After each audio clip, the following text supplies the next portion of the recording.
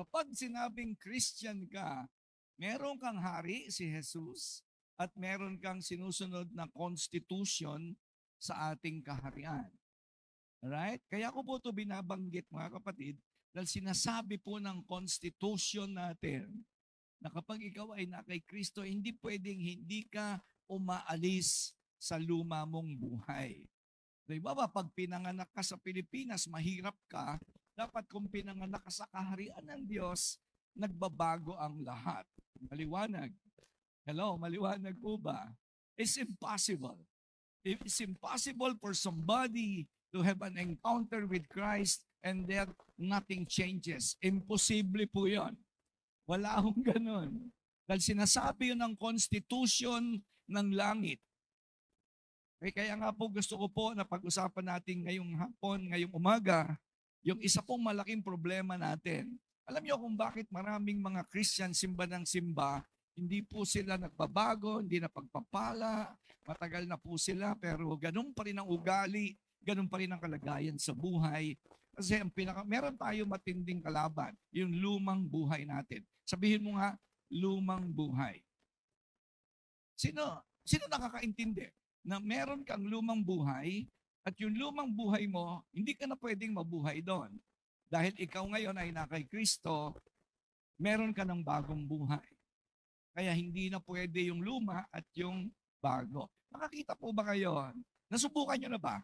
Okay, nasubukan nyo na po ba? Halimbawa, si Daniel. Daniel, tumayo ka nga. Yan, si Daniel po. Yan, si Daniel. Isa po sa primary leader ko. Ang sinabi ko kay Daniel, Daniel, subukan mo ang isuot yung t-shirt mo nung binili mo nung 10 years ago. Hindi huubra. Tama? Tama po ba yun? Yung meron siyang damit, paboritong damit ni Daniel, gustong-gusto niyang isuot yun kasi mukha siyang gwapo ron. Ang problema, hindi na ubra kasi luma na yung damit. 10 years ago, ang timbang niya noon ay 120. Ngayon ay 220 na po siya. Alright? Kahit sino, okay, thank you, Daniel. Kahit sino, ako po may paborito akong damit. I have a favorite attire. Kaso hindi ko na pwedeng isuot. Kasi nga po, it's very uncomfortable, hindi na bagay sa akin, at outdated na yon. Outdated na. Kahit ang ganda-ganda ng damit ko, ang mahal-mahal ng bili ko, ang problema, hindi nakakasya. Kasi ako po ay lumaki na, nag-gain na ng weight. Ito po yung exactly what it looks like.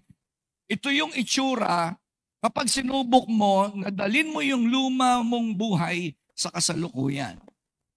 Outdated, hindi bagay, masagwa. Kaya pag-uusapan natin ngayon, ang title po ng ating message is Outgrowing Your Old Self. Kasi yan ang pinakamatinding kalaban para hindi mo matanggap ang pagpapala ng Diyos. Kaya maraming hindi pinagpapala. Hindi dahil ayaw ng Diyos. Hindi dahil galit ang Diyos sa'yo.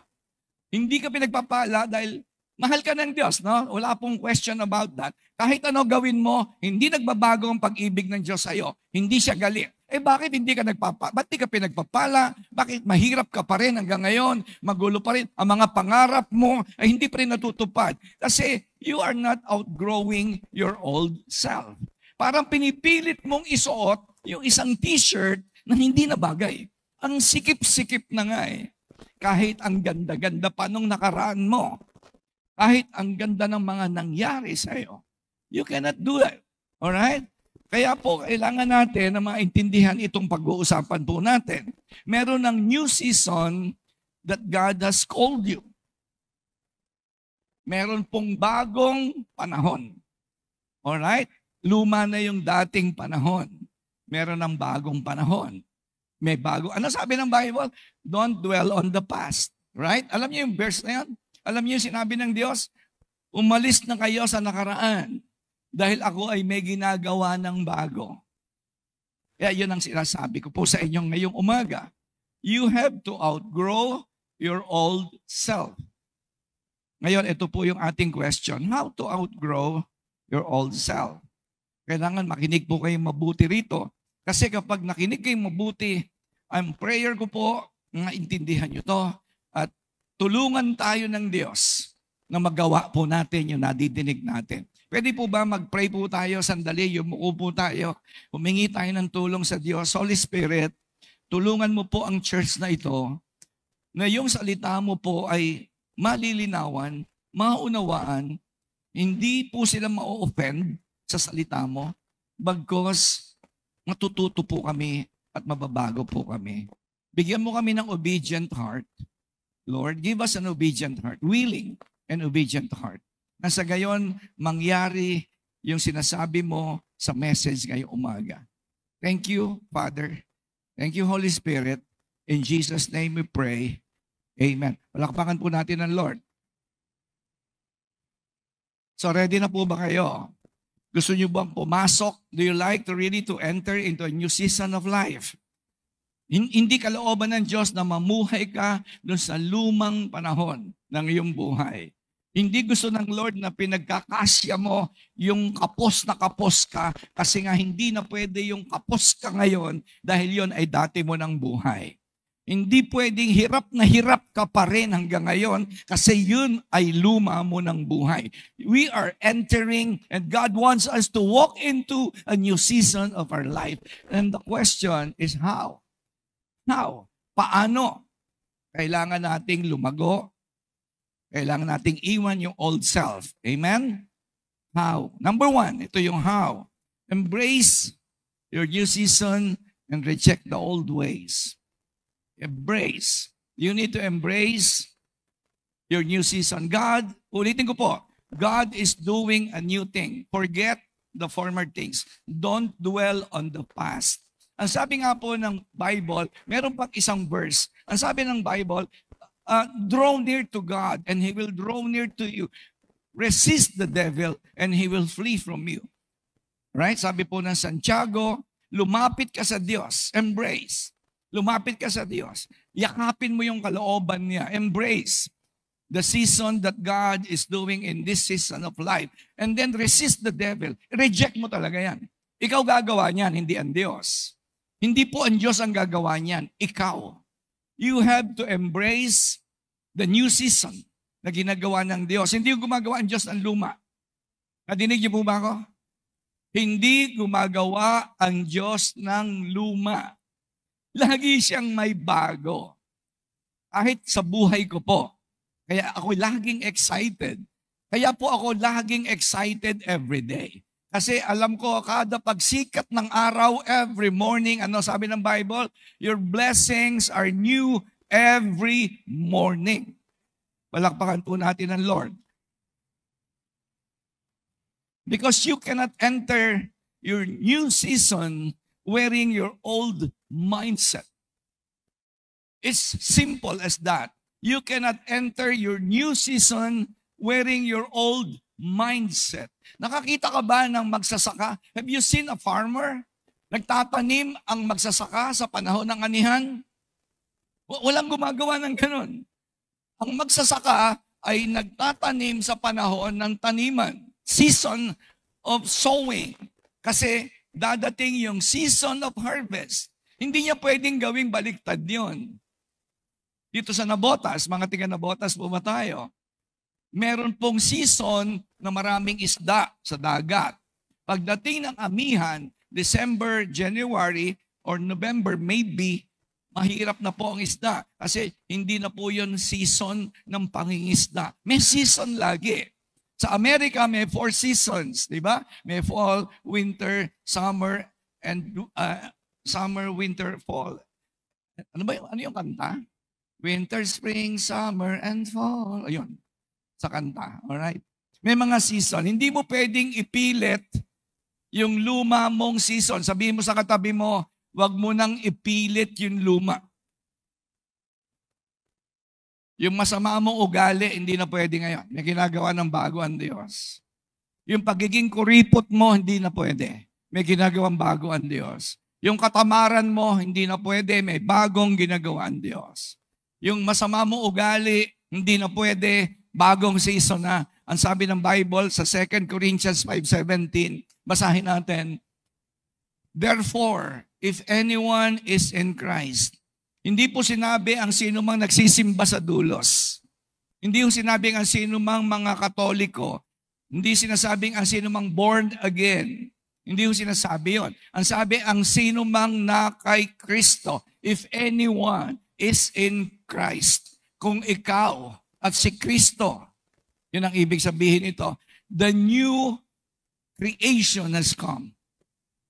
The old has gone and the new is here. Kapatid, let me explain. You don't wait for you to become ready to enter into a new season. Hindi ka nag-iintay, okay, na ready ka na. Sinabi ng salita ng Diyos, ready or not. Sino yung kumuha ng exam sa eskwelahan ninyo? High school kayo, may exam kayo. Sabi ng teacher nyo, finish or not finish, pass your papers. Right? Ito pong verse na to is saying, whether you are not ready or ready, the new season has come. It's not about you and me being ready. Hindi po yan tungkol sa akin. Tungkol yan sa salita ng Diyos. Kahit hindi sila naniniwala, kahit hindi kayo maniwala, wala akong pakialam. Sabi ng Bible, sabi ng Supreme Court Unconstitutional, wag na kayong makulit. Ang kulit nyo. Sinabi na ng Supreme Court, batas na yon. Ang kulit. Right? Ang maraming tao, sabi ng mga tao, bakit nakasulat pero hindi ko nararamdaman? It's not what you feel. It's what the Word of God says. Kapatid, walang kinalaman dyan yung pakiramdam mo. Basta sinabi ng Diyos, ako ay new creation. The old has gone, the new has come. And now you can start walking in that divine purpose of God. Palakpakan po natin ang Diyos. Ito po problem. This is the problem. People praying for God to bless them, but they hold on to their insecurities, old habits, old vices, right? Old fears. Nagpe-pray ka, Lord, pagpalain mo ako, pero ayaw mong bitawan yung takot mo, yung insecurity mo, yung pagkamainggitero mo, yung pagkamaseloso mo, yung pagiging sinungaling mo. Ayaw mong bitawan. Pero nagpe-pray ka, bless ka. People want resurrection without crucifixion. Yun ang ibig sabihin nun. God cannot resurrect you without crucifixion, without dying first. Ang gusto ng marami nagsisimba, Lord, nagsimba ako ha, i-bless mo ako. Bakit? Namatay ka na ba sa luma mong buhay? Have you died to yourself? Kaya di ba bang masabi yung sinabi ni Paul, I have been crucified with Christ, and it is I no longer live, but Christ lives in me. Pwede mo bang sabihin yun? Kasi marami po sa atin. Lord, pagpalain mo ako, nagsimba ko, ha? Nabasa mo ba sa Bible na kapag nagsimba ka, pagpapalain ka? No, you have to die first.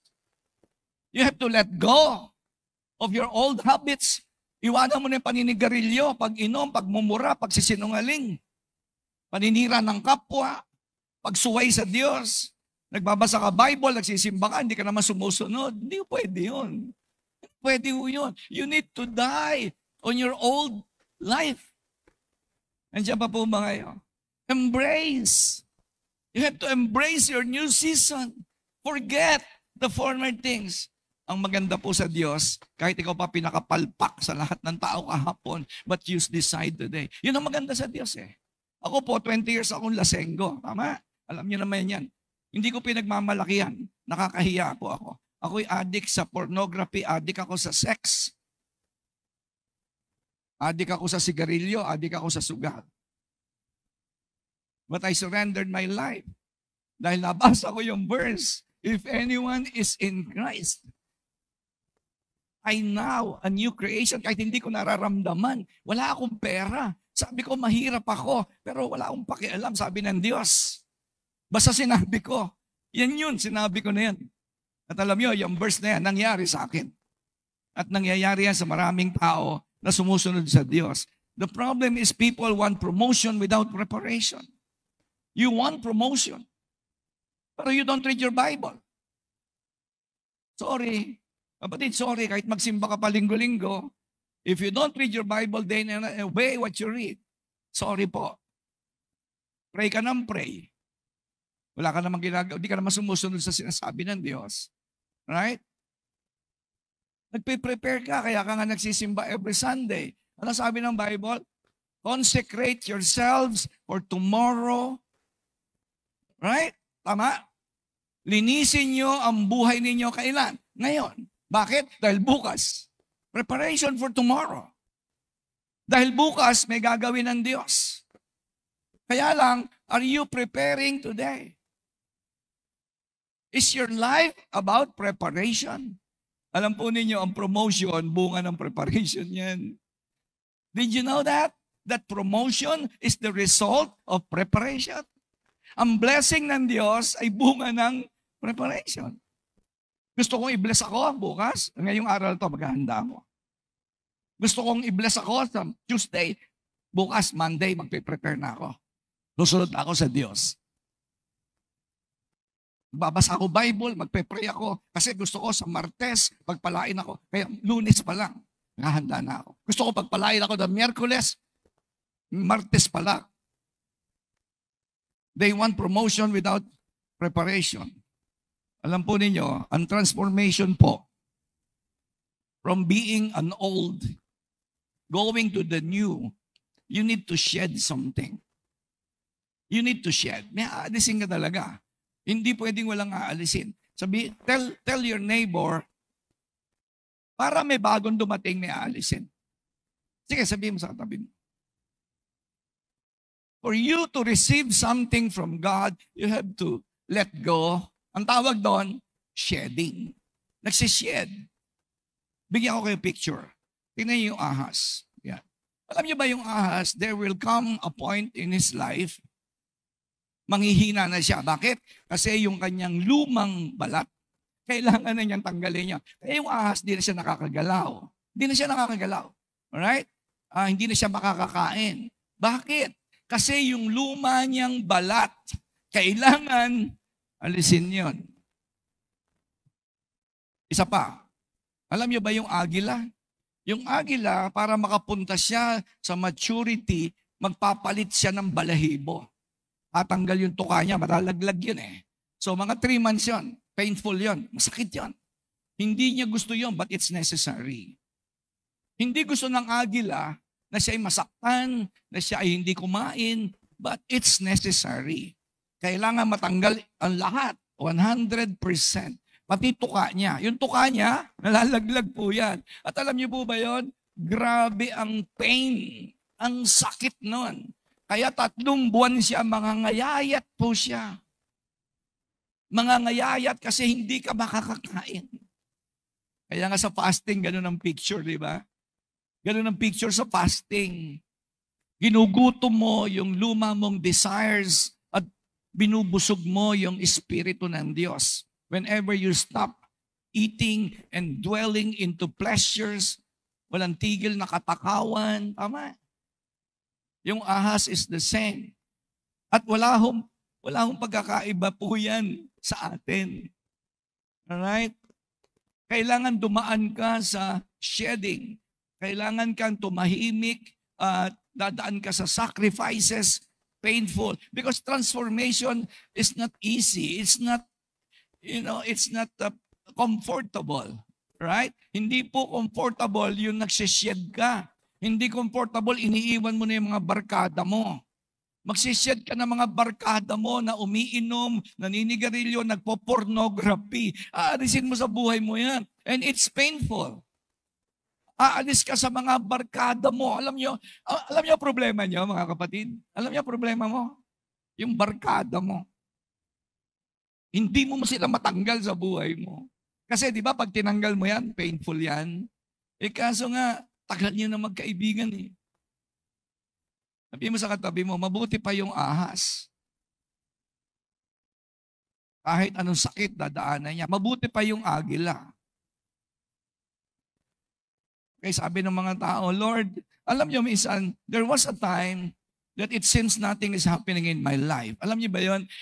May panahon na parang walang nangyayari sa buhay ko. Hindi ibig sabihin walang ginagawa ang Diyos. But I discovered that I refuse to work with God. Alam niyo, kaya po walang nangyari sa buhay ko in a certain season of my life. I refuse. Ayokong sumama sa ginagawa ng Diyos. Kaya marami po sa inyo, akala nyo walang ginagawa ang Diyos, no? Hindi. Iniintay ka lang ng Diyos na sumama sa Kanya. Ayaw mo kasing iwan yung luma eh. Hindi ka pwedeng lumakad na kasama ang Diyos na nandiyan. Ano sabi ng Bible? Sabi niya kay Pedro, Pedro, halika na, come with me, Pedro. Ano ginawa ni Pedro? Iniwan yung lambat, iniwan yung bangka. Tama? Hindi ibig sabihin iiwan mo trabaho mo, iiwan mo pag-aaral mo. Ang ibig sabihin ng Bible, if you want to follow Jesus, you need to shed off and leave some things. Hindi ka pwedeng sumunod kay Jesus. Nandiyan yung barkada mong yan.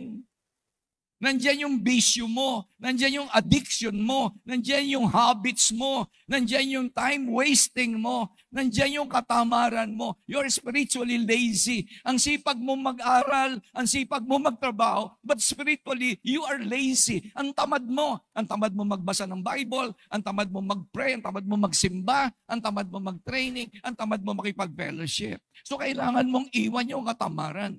Or else, kapatid, hindi ka magta-transform. Hindi ka magta-transform. Hindi mo mararanasan yung new you. Walang new season. Wala. Parang sinusuot mo yung t-shirt na pagkasikip-sikip. Kapahirapan mo sarili mo. Sabi nga, Lord, I want more.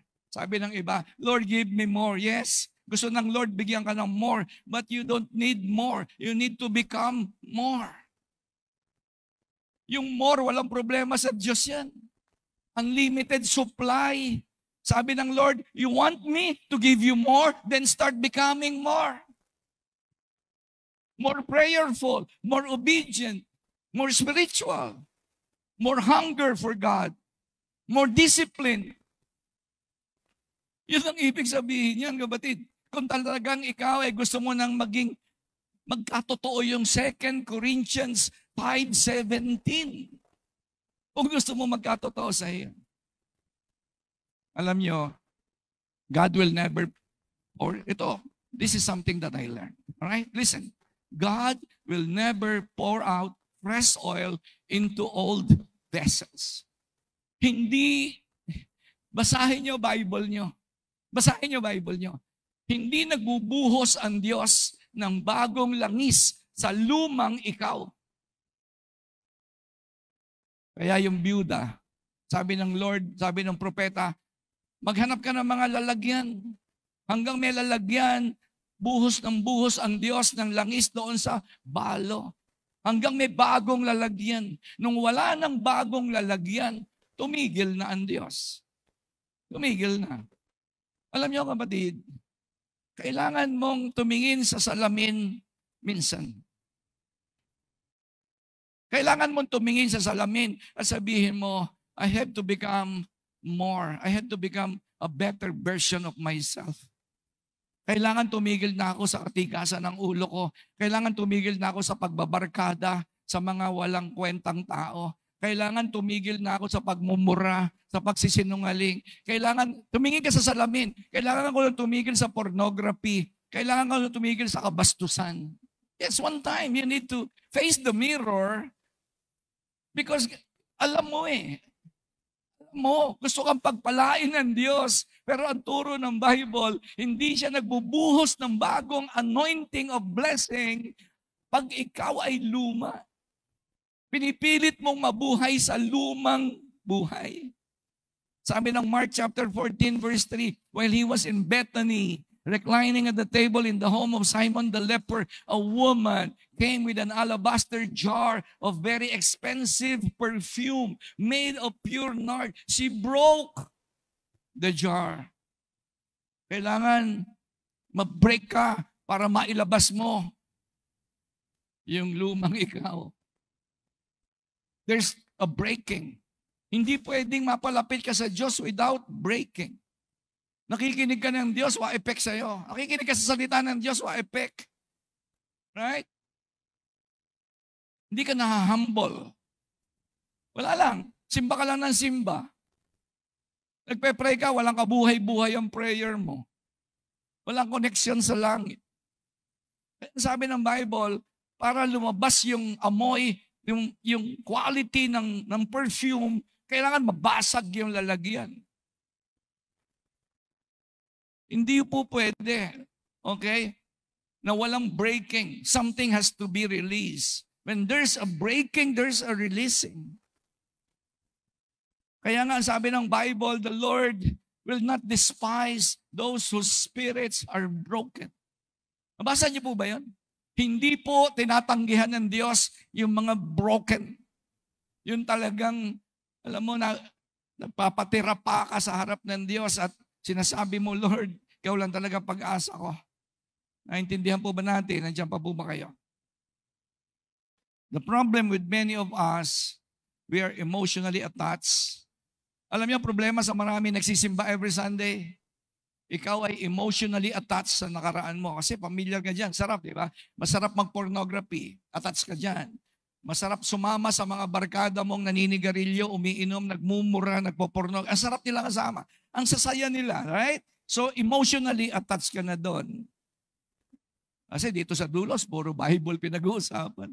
Parang walang saya, right? So, yan ang problema sa marami po sa atin. Ikaw ay emotionally attached to the outmoded, outdated, obsolete version of yourself. Katulad kanina, habang nagpipreach po, habang kumakanta tayo, tumanggap po ako ng notification sa cellphone ko. Nakalagay dito, kailangan ko mag-update ng OS ko.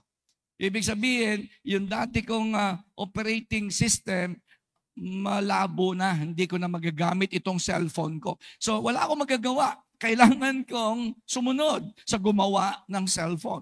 Kasi sabi nung gumawa ng cellphone ko, your cellphone will be no longer effectively functional pag hindi ka nag-update. Hindi ko pwedeng ipilit. Ayoko, gusto ko yung lumang version ng aking iPhone. Pwede ba yon? Yung katabi mo, pinipilit niya yung luma niyang version eh. Tingnan mo yung katabi mo. Ganun pa rin. Nakasimangot pa rin. Ang lungkot pa rin. Pera pa rin ang problema. Puro pera. Hanggang ngayon, asawa pa rin niya problema niya. Hanggang ngayon, anak pa rin niya problema niya. Hanggang ngayon, ay naku po, simba ng simba. Pero tingnan mo yung itsura niya. Old version. Not functional anymore. Nandiyan pa po ba kayo? Sabi mo sa katabi mo, parang ikaw talaga ang kinakausap ni pastor. Tandaan nyo, you cannot be healed in the same environment that hurt you. You cannot be healed in the same environment that hurt you. Nung ako po naging born again noong 1989, alam niyo ba nung ma-born again ako noong 1989? 9 na taon ko pong hindi pinuntahan yung mga kaibigan ko. Kasi yun ang mga kasama ko nung ako'y nabaon sa utang, sila yung kasama ko sa inuman, sila yung kasama ko sa sigarilyo, sila yung kasama ko sa kabalbalan, kalokohan. 9 years. Kahit may patay, may birthday, may kasal, hindi po ako nagpupunta. Kasi ayoko nang balikan yung environment na yun. Kasi you cannot be healed. Yung iba sa inyo, Lord, palain mo po ako, ayusin mo po buhay ko. Umaalis dyan sa mga kaibigan mo eh. Diyan sa lugar na yan na puro mahihirap kayo. Alam niyo, minsan may pinuntahan ako na leader natin sa church, may pinuntahan ako. Nandito siya ngayon eh. Nandito siya, naalala ko pa yon. Siguro yon ay mga 17 years ago, 15 years ago. Pumunta ako sa bahay nila, first time. Nagalit ako sa spirit ko. I became grieved and angry at the same time. Kasi yung bahay nila, grabe. Hindi ako nagyayabang, hindi ko kayang tumira. Hindi ko po kayang tumira sa ganong klaseng bahay. Sabi ko sa kanya, bro, umalis ka dito. Hindi kayo aasenso dito. Mabuti na lang masunurin siya. Hindi nagtagal, naghanap sila ng mga lugar na apartment, mga presentable, maaliwalas yung itsura. O ngayon, asensado na siya sa buhay. Nagkaroon pa nga siya ngayon ng Charis tsaka Rael. Eh. Di ba? Andiyan ba si Ray Lewis? Ayun, si Ray Lewis. Ngayon, ang civil engineer na siya. Laki ng sweldo, daming pera, huwag nyo lang uutangan, ha? Huwag nyo lang utangan. Laki ng sweldo. Pero yung unang mga 15 years ago, Pinuntahan ko siya. Sabi ko, umalis ka rito, Brad. Umalis ka rito sa lugar na ito. Gumawa ka ng paraan. Siguro yung iba sa inyo, hindi mo nakikita yon sa ngayon. Pero you know what? You have to cry out to God, Lord, ayoko na rito. Ayoko na sa mga kaibigan ko na to. Hindi ako napapalapit sa iyo. Gusto ko ng new creation. The old is gone. Ayoko na ng luma. Kaya yung mga nanay dito, tatay, na mahirap ang buhay, maawa kayo sa anak niyo. Mga nanay, mga tatay, na hirap kayo sa buhay. Maawa naman kayo sa inyong mga anak. Mangarap naman kayo at least para sa kanila. Pag hindi, namatay po kayo. Pag namatay kayo, ano mangyayari dyan sa anak niyo? Anong legacy? Anong legacy? May imposible ba sa Diyos? Sige nga, may imposible ba sa Diyos? Mag-close na po tayo sa prayer. Alam nyo, akala mo walang ginagawa ang Diyos, ha? Hindi, may ginagawa ang Diyos. Hindi ka lang sumasama sa ginagawa niya. Hindi ka kasi naniniwala na you are a new creation. Nandiyan pa po ba kayo? Kahit hindi mo nararamdaman, kahit hindi sila naniniwala, kahit sabi nila, naluloko ka na. Uy, naluloko ka na. Pinagsasabi mo. Salita ng Diyos yan. Sinabi ng Constitution yan. Huwag kayong gumaya sa mga senador at congressman. Sinabi na ng Constitution ng Supreme Court. Ayaw pa rin maniwala. Amen. Parang nanonood ba kayo balita? Parang hindi, ano? Ako lang nakapanood sa Senate hearing. That's number 1. Number 2, how to outgrow your old self. Number 2, you need to have a personal evolution. God's purpose requires personal evolution. Kapatid, you can only walk in God's purpose kapag pinilit mo ang sarili mo na magkaroon ng evolution. Sabihin mo nga, evolution. Ano ba yung evolution? Alam nyo, ang science po, naniniwala po sila kapag science. Ha? Ano ba ibig sabihin ng science?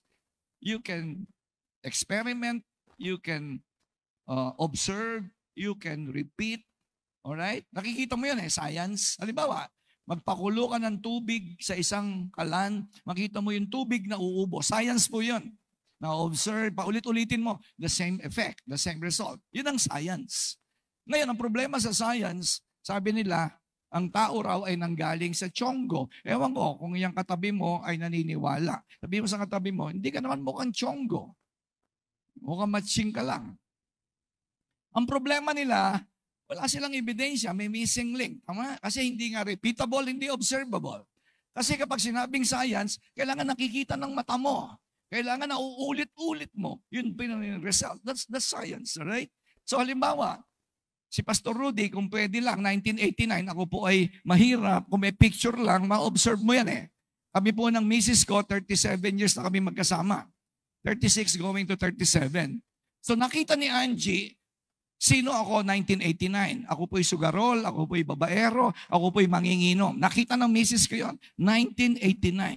Kung may picture lang sana ang ganda Kasi repeatable, observable. Tapos 1999, iba na buhay ko. Tapos 2015, iba na. 2020, iba na. 2025, iba na. Evolution ang tawag doon. Evolution. Spiritual evolution. Para ikaw ay makapasok sa God's purpose, para maiwan mo yung old version of yourself, you need to force yourself into a personal evolution. Walang gagawa nun. Ikaw lang gagawa nun. Hindi magagawa ng Diyos yun. Tutulungan ka lang ng Diyos. Pero ikaw ang gagawa nun. Unfortunately, mga kapatid, ang marami, ayaw nilang gawin yung dapat gawin. Why? Because it's painful. You need discipline. Tama? Hindi ka pwedeng pumunta doon sa gusto ng Diyos unless hindi mo pipilitin ang sarili mong mag-pray, pipilitin ang sarili mong magbasa ng Bible. Kasi nga, ang nananaig yung katamaran mo yung katigasan ng ulo mo. Naintindihan niyo po ba? Nananaig sa marami sa inyo ang tigas ng ulo mo para ikaw ay magkaroon ng spiritual evolution, you need to discipline yourself, you will beat your body, you will punish yourself. Sabi po ni Apostle Paul. Kasi isa lang ang goal niya. Heavenward. Papataas ang kanyang goal. Hindi pababa. I don't know about you. Hindi ko alam sa inyo, pero ako ang goal ko pataas. Hindi pababa. Pero para mangyari yung pataas na uri ng buhay, I need to force myself into a personal evolution. Nakikita mo yan. Nakita ng magulang ko, laki ng pinagbago ng anak ko. Evolution kasi yun eh. At yun ay nangyayari if you walk in obedience with God. Dumadaan ka sa process of obedience. Every day of your life. Genesis chapter 12, 1-3. Ano sabi ng Bible tungkol sa mama na ito, si Abraham? The Lord had said to Abram, ito pong si Abram, baog. Baog si Abram. Walang direksyon ng buhay. Matanda na. Right? Pero siya po ang naging tatay ng maraming bansa. Why? Dumaan siya sa evolution. Bakit? Sumunod sa Diyos. The Lord had said to Abram, go from your country, your people, and your father's household to the land I will show you. Madali ba yon? Hindi. Hindi madali kapag ikaw ay pinapagawa ng Diyos. Pag sinabi ng Diyos, sumunod ka sa akin, hindi madali yon. Kaya nga tawag doon, discipline. Punishing yourself. I will make you into a great nation and I will bless you. I will. Si Abraham ba nag-bless? Hindi. Sabi ni Lord, I will. Basahin niyo ko ilang I will yan. I will, sabi ni Lord. I will make your name great and you will be a blessing. I will bless those who bless you and whoever curse you, I will curse. Ang sino mang sumumpa kay Rudy, awayin ka ng Diyos. Hindi, totoo po yun. Pag sinumpa mo ako, babalik sa iyo.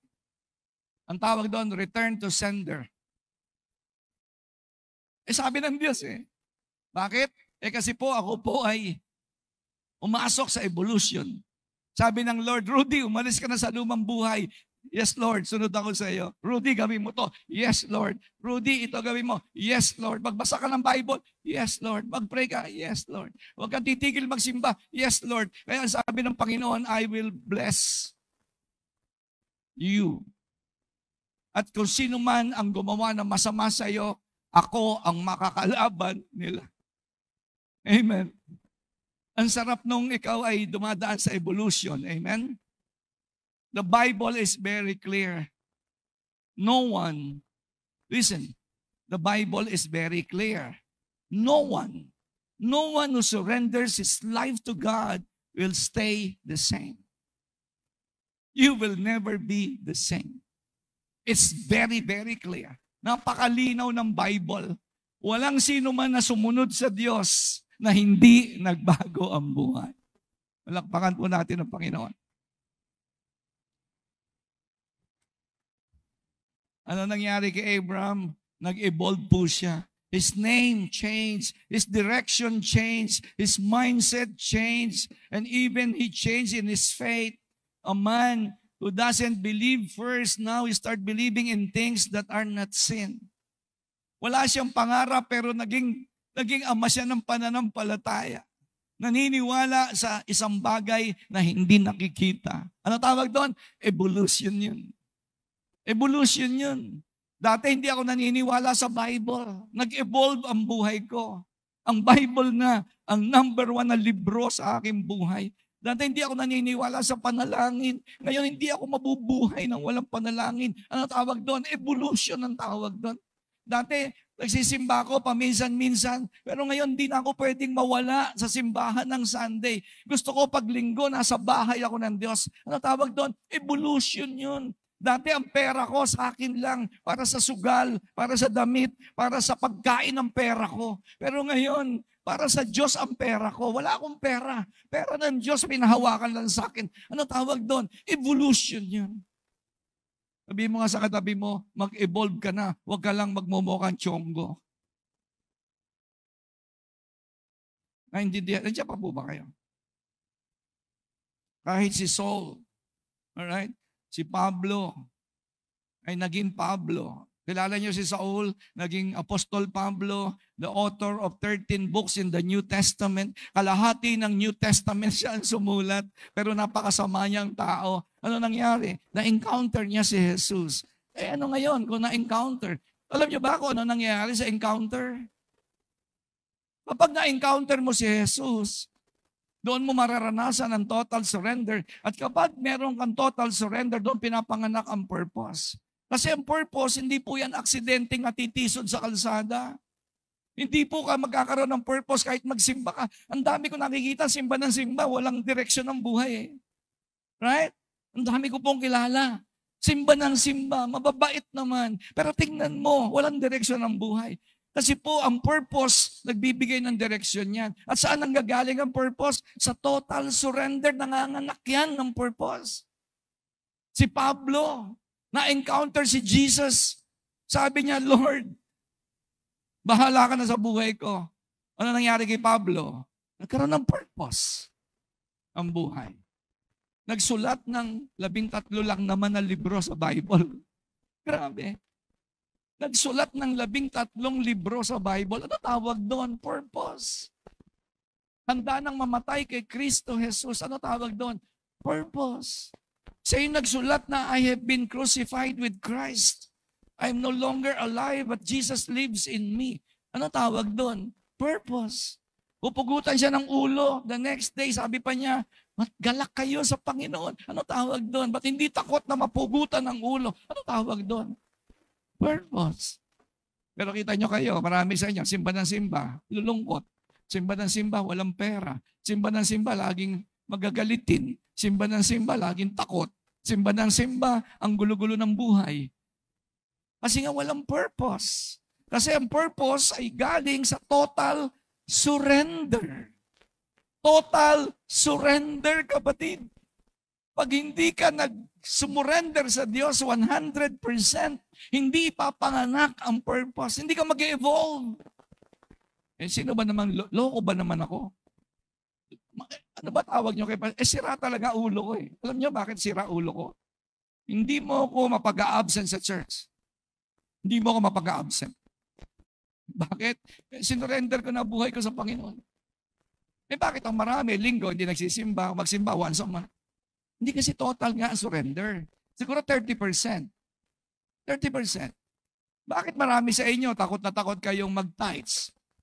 Minsan nga nagsisisi ko, bakit lagi ko inuulit, hindi po kayo dapat magbigay ng pera. Minsan parang, sabi niya, ay, salamat. Hindi ba? Hindi tuloy mabago ang buhay mo. Nandiyan pa po ba kayo? Number 3, you have to access God's will with a renewed mind. Para maranasan mo yung new version of your life, para makawala ka sa nakaraan, kailangan mo ma-access ang kalooban ng Diyos sa pamamagitan ng pagbabago ng isip. Sabihin mo nga access. Sabihin mo nga access. Noong isang araw, nagpunta po ako sa bangko, dyan sa PNB, sa Philippine National Bank. Kasi po, sinubukan kong mag-withdraw. Tinesting ko po yung aking credit card. Gusto ko sanang kumain sa Jollibee. Wala akong cash. So, sinubukan ko. Gusto ko lang, matagal na kasi ako hindi nakakapunta sa bangko eh. So, pinasok ko po yung credit card ko doon sa ATM machine. Tapos nakalagay, press your PIN, personal identification number, yung access code mo. Tapos sabi ng machine, your transaction cannot be completed. Alright? You have the wrong access code. Ayaw maglabas ng machine ng pera. Kasi mali yung number ko. Alam niyo, marami po sa atin, hindi kayo makakuha ng blessing, access. Wala kasing access eh. Kasi para ikaw ay pagpala ng Diyos, para makaalis ka sa hirap, para makaalis ka sa pornography, para makaalis po kayo sa kademonyuhan, you need to access God's will. Paano? Pagsisimba? Hindi.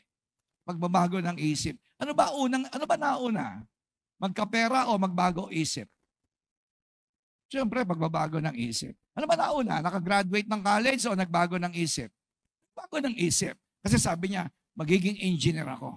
O kahit ano hirap, kahit walang pamasahe, nag-aaral siya. Bakit? Kasi nga, nagbago isip niya eh. Kaya, nagbago buhay niya ngayon. Right? Unless you shift your mind, your life will never be shifted. Malibang ikaw ay magbago ng isip, ang buhay mo ay hindi magbabago. Kung papunta ka sa kapahamakan, diretso ka sa kapahamakan. Why? Kasi yung isip mo, yun lang, hindi nagbabago. Hindi mo kasi ma-access ang kalooban ng Diyos. And I want to tell you this morning, kung gusto mong malaman ang kalooban ng Diyos, kung nalalaman mo, mapapahamak ako dyan, ako, mapapahamak ako dyan, dito na ako. Why? Kasi you are renewing your mind. Kapag binabago mo, isip mo, ina-align mo sa Bible, sa salita ng Diyos. Kaya nga dinidisciple yung iba sa inyo. Romans chapter 12 verse 2. Do not conform to the pattern of this world. Ito pong mundong ito may pattern. Okay, alam niyo ba yon? Na itong mundong ito may pattern, may template.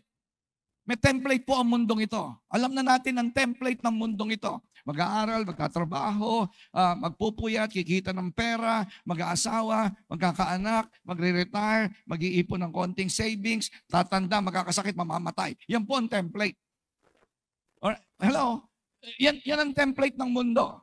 Right? Mag-aaral, magpapakamatay sa paghahanap buhay, mag-iipon pera, maglalabing-labing ng asawa, magkakaanak ng 3, 4, 5, magkakaapo, bibili ng maliit na bahay, di ba? Para may konti man lang bahay. And then tatanda ka, magkakasakit ka, and then mamamatay ka. Yan ang template. Ang sabi po ng Bible, huwag kayong gumaya sa kanila. Hindi ganyan ang purpose ng Diyos. Ang gumagawa lang nun ay yung hindi nakakaalam ng plano ng Diyos. Hindi ko sinabing hindi ka mag-aaral, hindi ko sinasabing ganun. Ako din po, nag-aaral ako, UST ako. Nagpiloto pa nga ako. Alright? So ako din po, nag-ipon ng pera. Hindi masama yun. Ako rin po, nag-asawa. Nagkapamilya rin po ako. Hindi po masama yun. Pero siniguro ko po na ako at ang pamilya ko ay hindi gagaya sa mga pamilya na hindi naglilingkod sa Diyos. Isiguraduhin ko yun. Right?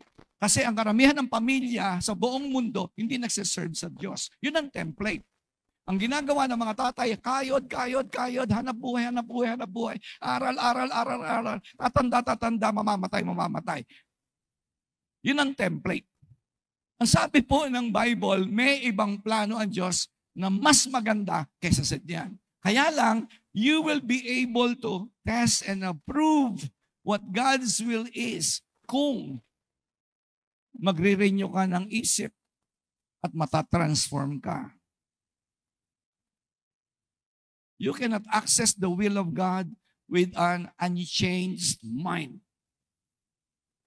You cannot access the will of God with an unchanged. Kahit anong prayer mo, kahit mag-iiyak ka pa, Lord, kahit pukpukin mo pa, Lord, bless me.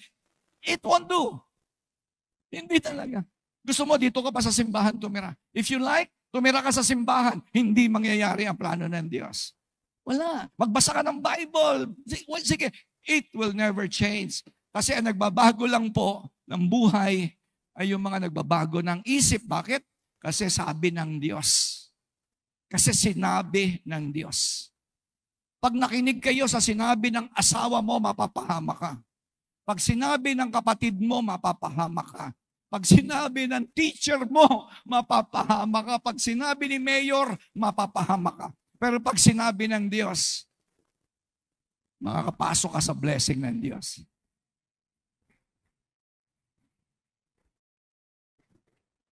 Kaya sabi niya, nagpray, Lord, gamitin mo ako. Panginoon, gusto ko magbagong buhay. Pero hindi ka umaalis sa victim mindset. Right? Kasi, Lord, pagpalain mo ko, pero isip niya, mababa lang pinag-aralan ko. Ay, sa nabotas lang kasi ka nakatira. Ay, matanda na ako. Yung matatanda rito, mga matatanda, kami, mga bata kami, yung matatanda dyan. Baka yung katabi mo matanda, 5 taon na lang mabubuhay yan. Alright? Ayaw, mga matatanda, ayaw nyo ba yung 5 taong buhay mo ay maging lugod-lugod, kasiya-siya, at ganap? Naghihintay na lang kayong mamatay. Isang araw, matigo ka, nag-aalakad ka, init ng araw na heat stroke ka, patay. Di ba? Tingnan yung matanda sa katabi mo. Sabihin mo sa katabi mo, sana mag-enjoy ka pa sa 3 taong darating sa buhay mo. Sabihin mo sa katabi mo. Sige, huwag ka mahiya. Kahit nanay mo yan, kahit lola mo yan. Sige. Sabihin mo, lola, grabe naman. Mamamatay ka na, lungkot mo pa. Sabihin mo. Ito naman bata. Sabihin mo na sa bata, grabe, bata-bata mo pa, sira ulo ka na. Ayaw ba magpakatino? Ano yan, tatanda kang sira ulo? Mga bata, tatanda kayo katulad ng tatay mo, nagiinom, nanay mo, nagtotong-its lang lagi, labandera, nagpapadyak ng tricycle. Hindi ko po iniinsulto yung mga nagta-tricycle, pero hindi ka dapat sumunod dun. Dapat ikaw ay may new season in life. Yung mga nanay nyo, tsaka lola nyo, hindi sumunod sa Diyos yan. Hindi nila inalam kung ano plano ng Diyos. Hindi ako papayag nun. Ako po sa pamilya ko, hindi ako papayag. Kasi alam ko, mayroong plano ang Diyos, good, pleasing, and perfect. Hindi ko kailangan magtiis ng kahirapan sa mundong ito. No, bahala kayo. Kung gusto nyo maghirap, bahala kayo. Ako, hindi ako kasama dyan. Hindi ako kasama dyan. Pati anak ko, hindi kasama dyan. Pero kita mo, daming ang hirap. Kahit mga salbahe ang mga politiko natin, wala akong problema doon. Sige, magnakaw na sila ng magnakaw. Wala akong problema dyan. Basta ang problema ko kung ako ba ay papasok, alright, sa kalooban ng Diyos. Yung iba, sabi niya, naniniwala ako, Pastor, nagpapapray pa kayo. Pastor, pag-pray mo kami, hirap na kami sa buhay, gusto namin sumagana. Pero naman ang isip mo, utak mahirap naman. Paano ka aalis sa kahirapan kung utak mahirap ka nga eh? Paano ka gagamitin ng Diyos kung utak talunan ka nga eh? Hindi mo alam, di ka naniniwala. Ang sabi ng Panginoon, you are more than a conqueror in Christ. You can do all things through Christ. Ang sabi ng Bible, sinasama ka ng Diyos sa parada ng tagumpay.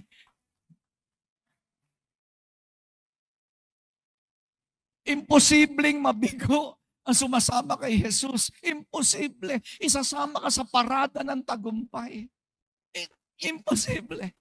Kahit magkabali-balentong man ang mundong ito, kahit magkahirap-hirap ang buong Nabotas, Malabon, Pilipinas, hindi ako damay dyan. Hindi talaga ako damay.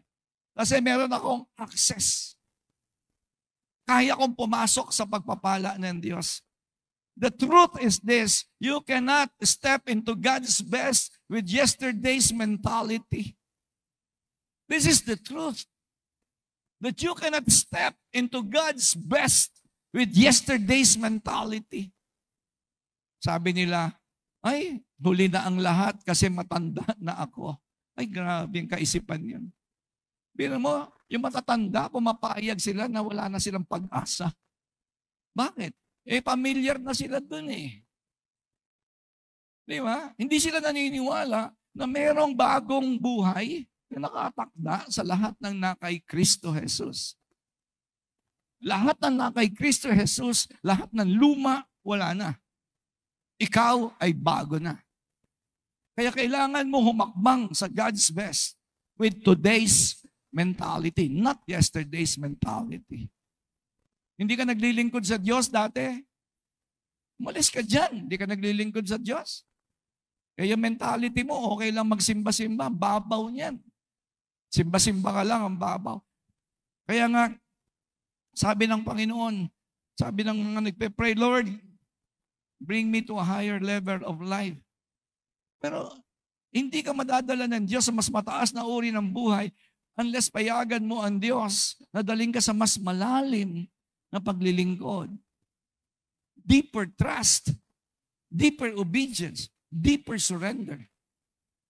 Andiyan pa po ba kayo? Bago ka umangat ng buhay, makinig kayo mga kapatid. Makinig kayo. Hello, malapit na po ako matapos. Alright? Makinig kayo ha. Gusto mo daling ka ng Diyos sa mataas na uri ng buhay? Yes. Pero sabi ng Lord, payagan mo muna ako na daling ka sa mas malalim na pagsunod sa akin. Deeper trust, deeper surrender, deeper obedience. Sasabihin ko sa inyo, napakababaw ng ginagawa mo. Simba-simba ka lang paglinggo. Minsan nga, wala ka pa sa church eh. Walang magbabago sa buhay mo. Hindi ka mababago pag nagsimba ka kasi ang babaw niyan. Pumunta ka sa deeper trust. Mas malalim na pagtitiwala sa Diyos. Mas malalim na relasyon sa Diyos. Umalis ka sa kinalalagyan mo ngayon. Huwag ka nang makontento na magsisimba ka lang ng linggo. Gawin mong malalim ang relasyon mo sa pagsunod, sa pag-surrender. Everything, sa lahat ng bagay sa buhay mo, isuko mo. Isuko mo pamilya mo. Isuko mo ang bisyo mo. Isuko mo tigas ng ulo mo.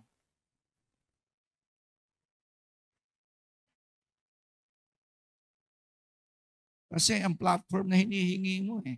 Kasi di ba humihingi kayo ng platform? Ano yung platform? Blessing, prosperity, new life. Platform yan eh. Ang problema kapatid, itong hinihingi mong platform, gusto ng Diyos ibigay ka sa lang, iniintay ka na lumalim sa relasyon sa Kanya. God is not withholding anything from you. God is waiting. Walang wini-withhold ang Diyos sa iyo. Iniintay ka niya rito. Eto, andito lahat ng blessing. Kaya lang, ang babaw mo eh. Hindi ka nagbabasa ang Bible. Kung nagbabasa ka man ng Bible, hindi mo sinusunod. Kung nagpe-pray ka, ang prayer mo, alam mo yung prayer mo, para ka lang nakikipag-usap sa aso, sa pusa. Pumunta ka sa mas malalim na panalanginan, mas malalim na pagsunod, mas malalim na pagtitiwala, mas malalim na pagsuko. Alam mo, sabi ng Lord, I'm waiting here. Naghihintay ako sa iyo rito, anak. Nandito ang buhay mo. Hindi yung buhay na ganyan. Walang kwenta yung ganyang buhay. Pasimba-simba, tapos di makaalis sa hirap. Pasimba-simba, tapos walang direksyon ng buhay. Andiyan pa po ba kayo, mga kapatid? Kaya ngayong umaga, pwede po ba tumayo tayong lahat? Decide today. You have to decide. Nag-iintayan Diyos sa iyo, I will not settle for the old version of me. Sabi ng Diyos, anak, ano ka ba naman, anak? Meron akong hinanda sa iyo na bagong damit. Magandang damit, bagay na bagay sa iyo. Eh bakit pinipilit mong isuot yung luma mong damit? Right? Nag-iintay ako sa iyo rito. Ito na, mga kabataan, mga high school, college, mga young professionals. Nag-iintay ang Diyos sa iyo. May nakahanda siyang magandang damit para sa iyo. Modern. Alright? Relevant. Napapanahon. Sabi ng Diyos sa inyo, bakit pinipilit mo yung luma mong buhay? Bakit mo pinipilit yung lumang kaibigan? Bakit mo pinipilit yung lumang takbo ng utak mo? Bakit mo pinipilit yung mga luma mong ugali? Hindi tayo pwedeng magsabay niyan, anak. Kaya ngayon, nag-iintay ang Diyos. Sabi mo, Lord, buksan mo ang pintuan. Sabi ni Lord, bago ko buksan ang pintuan, lumabas ka muna sa lumang kwarto mo. If you are willing to get out of your old room, then God will open you doors of blessings. Ang problema sa marami sa atin, Lord, bigyan mo ako ng bagong pintuan ng pagpapala. Grabe, ang gandang pakinggan ng prayer. Parang spiritual ang dating, you know? Di ba, nakakadinig ba kayo ng ganong prayer? Ang gagaling nilang mag-pray. Lord, magbukas ka po ng pintuan. Sabi ni Lord, ano ako magbubukas ng pintuan? Ayaw mong umalis dyan sa maruming kwarto mo, madilim na kwarto mo, basura ang kwarto mo, ang gulo ng kwarto mo. If you are willing to get out of that room, that old room, then I be willing to open new doors for you. Ganun po ang Diyos. Ganun po ang Diyos. Pero kung sanay ka sa hirap, sabi mo, sanay na kami sa hirap. Talagang ganito buhay, ganito sa Pilipinas, then bahala ka. Bahala ka. Gusto mo nang mamatay na mahirap, tama? Gusto mo mamatay na may utang, iiwan mo sa anak mo yung utang mo. Biro mo, patay ka na, nagbabayad pa sa utang yung anak mo. Right? Kawawa. Kawawa. Alam nyo, pumunta ako airport, kakain ako sa restaurant, Alam niyo yung waiter, nakatayo siya yung ganyan. Sir, ano po gusto niyo? Siguro nakita niya, mukhang maganda damit ko. Kasi nakasando yata ako nun. Sa airport po ako, kumakain ako sa lounge. Alam niyo sa lounge, sa VIP, lugar ng VIP. Ang daming mayaman doon sa VIP. Yung lugar po na yon para po sa mga, alam niyo, Philippine Airlines ang sinasakyan namin. At meron lugar ang Philippine Airlines doon para sa mga VIP. Kami doon kami. Konti lang ang pumupunta doon. Lahat mayayaman. Pero nagtataka ako, sa akin nakabantay yung waiter. Hindi siya umaalis. Sir, ano po gusto niyo? Pag nakita niya ubos yung kape ko, Sir, kape. Ubos na yung lugaw ko. Sir, lugaw? Sabi ko, ba't? Siguro may nakikita siya sa akin, no? Mukha akong pera siguro. Hindi, totoo yun. Nakakaawa. Alam niyo, pupunta ako CR. Sir, ito po tissue. Sir, ano po gusto niyo? Sir, gusto niyo hugasan ko kayo? Hindi, walang ganun. Alam niyo yun, ibig ko sabihin, grabe ang mga Pilipino, hirap na hirap sa buhay. Hirap na hirap sila sa buhay. Kawawa. Yung mga janitor sa airport. Kaya bigay ako ng bigay ng pera sa kanila. Alam niyo, hindi po ako nagyayabang. Pero hindi ko matitiis na may pera wallet ko. Tapos nakikita ko itong mga waiter na ito, ang liliit ng sweldo. Tapos nagbigay po ng pera si Angie doon sa waiter. Sabi niya, Ma'am, salamat po. Grabe, tama, yung nanay ko po may sakit. Hindi ko alam kung nagdadrama po siya. Hindi ko alam. Pero sabi niya, may sakit po nanay ko. Alam niya magkano binigay ni Angie? 500 binigay ni Angie. Sabi ko, nung isang beses, dagdagan mo. Dagdagan mo yung pera. Kawawa naman. Alam niyo, bakit? Ba't ko po ito sinasabi? Nakaalis po ako sa old version of my life. Baon ako sa utang. Kaya alam niyo, pag nakakakita ko ng naghihirap, grabe, alam ko hindi kalooban ng Diyos eh. Kasi galing ako dyan. Alam ko kung paano walang makain, walang pambayad sa apartment, hindi kami nakakabayad eh. Inaabot ng 5 buwan ang utang ko sa bahay, 3,000 lang ang upa namin. Wala kami pagkain, hindi ho kami kumakain. Kasi wala kaming pambili. Kaya alam niyo, pinagpala po kami ng Panginoon, kaya alam ko eh. Alam ko talaga, imposibleng hindi magbago ang buhay ng sino man na nakatagpo mo ang Panginoon. Imposible. Alam niyo, kung pwede nga lang, bigyan mo lahat yung mga mahihirap kasi daming, kita niyo ngayon, di ba? Sa Nabotas, papasukin niyo, nagwawalis ng 1 dahon, 6 sila, tama? Sa Tupad. Di ba sa Tupad, 1 dahon yung winawalis, 6 ang nagwawalis. Nagnanakaw sila para sa ganitong pera. Kawawa. Sabihin mo sa katabi mo, hindi natin daranasin yun. Sabihin mo sa katabi mo, hindi natin daranasin yun.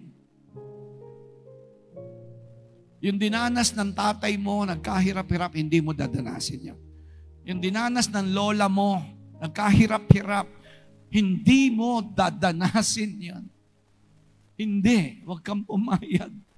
Mag-decide ka lang today. Hindi ka papayag na yung luma mong buhay, yan pa rin ang ipipilit mo ngayon. God has a new season for you. May nakahanda ang Diyos na bagong bagay. Sabi niya, I am doing a new thing. Gumagawa ako ng bago.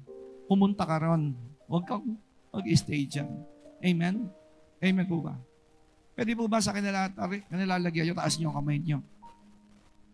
Sabihin natin sabay-sabay, Panginoong Jesus, ayoko na sa lumang buhay ko. Pagod na ako doon. Parang masaya minsan, pero mas mahaba ang kalungkutan. Pero sa pangako mo, tunay na kagalakan. Walang makakaagaw. Hindi lang material na pagpapala. Higit sa lahat, mapapalapit ako sa iyo. Malalaman ko kung ano ang kalooban mo.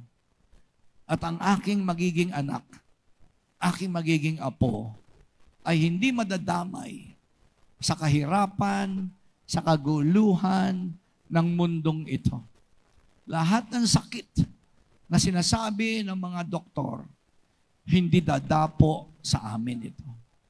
Dahil ang dugo mo, Jesus, tumulo sa krus upang ako ay makaalis sa aking nakaraan. At lalakad ako sa bagong panahon na itinakda mo para sa iyong mga anak. Salamat po, Panginoong Jesus. In Jesus' name we pray. Amen. God bless you. God bless you.